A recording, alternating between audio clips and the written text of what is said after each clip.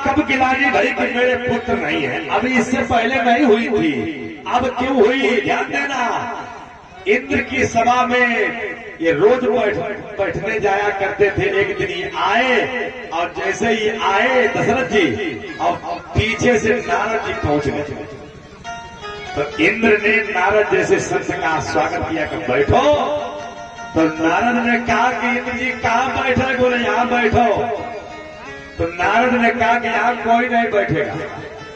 अब आज से जो राजा यहाँ बैठने आता है उसको मना कर देंगे। बोले क्यों? कहा यहाँ दुनिया का सबसे दुर्भाग्यहीन राजा बैठता है। बोले कौन? बोले दशरथ, जिसका लोग सुबह मुंह देखते शाम तक भोजन नहीं मिलता, चौथी अवस्था लग चुकी है, कोई संतान नहीं है, वो निर्वंशिया है। ये तुम्हारी जगह अपवित्र हो गई। और अब महाराज इंद्र बड़े चिंतित कि प्रभु अब क्या करें? बोले कि इसको गंगा जल से छिड़कवाओ, गाय के गोबर से लिपवाओ, तब बैठेंगे।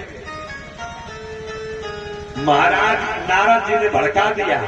इंद्र ने गंगा जल से अमरावती को छिड़कवाया, गाय के गोबर से लिपवाया और नारद जी आए और लौट के कह दिया आके दशरथ जी से कि जब तुम्हारी इज्जत नहीं हुआ तो तुम क्यों बैठने जाते? देखो महाराज नारद जी का खेल। वही बात दशरथ जी से कह रही कि तुम्हारी वहां इज्जत नहीं तो तुम क्यों जाते हो? बोले क्या मतलब?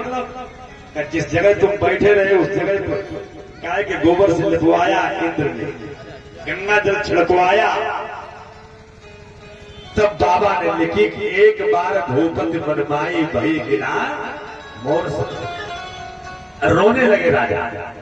और जिस समय राजा रोने लगे, तीनों रानियां साथ में खड़ी है, कौशल्या के कई सुमित्रा। ध्यान देना,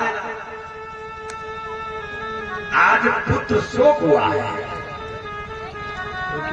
अब पुत्र शोक महाराज जब होता है तो नेत्रों से आंसू आ जाते।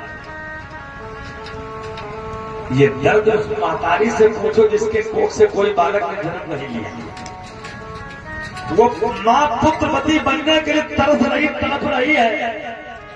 जिसके घर में संतान नहीं है, और जब वो पिता देखता है कि दूसरे के घर से जब बारात निकलती है तो उसके हृदय में ये पीड़ा होती है कि काश भगवान ने मुझे भी एक बेटा दिया होता तो पुत्र के विवाह में जितना सुख, जितना महाराज शांति और हौसला उसके पिता को होता है, उतना किसी को नहीं होता जब पिता अपने पुत्र का विवाह करने जाता है।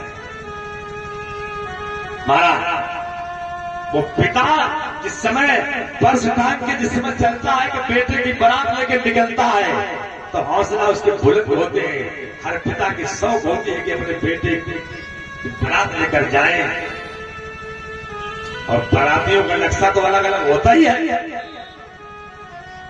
पिता वो पर्स टांग के महाराज, और जब कहीं बाजा बजता होगा तो ऐसे नोट जाता है जैसे प्रधानमंत्री का पिए हो।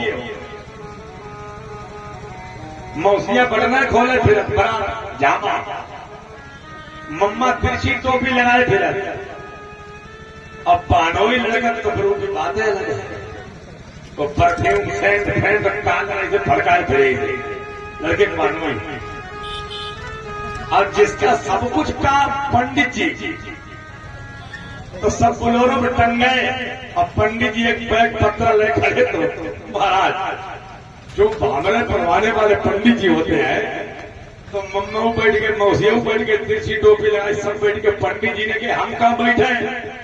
तो लड़का बाप कहने लगा कि तुम डीजे वाले गाड़ी बैठा के ले पंडित जी।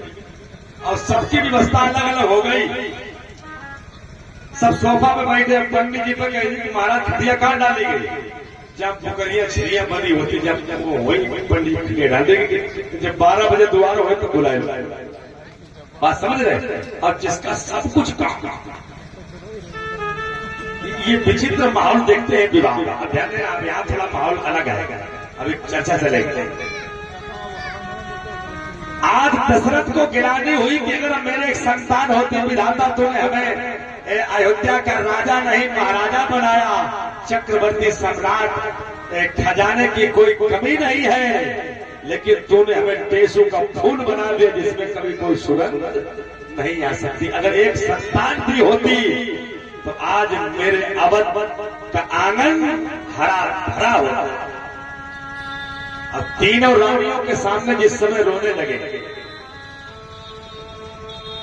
दशरथ जी ने कहा कौशल्या से कि हे महारानी कौशल्या, कैसे रोए लाया। तीनों रानियों के सामने दशरथ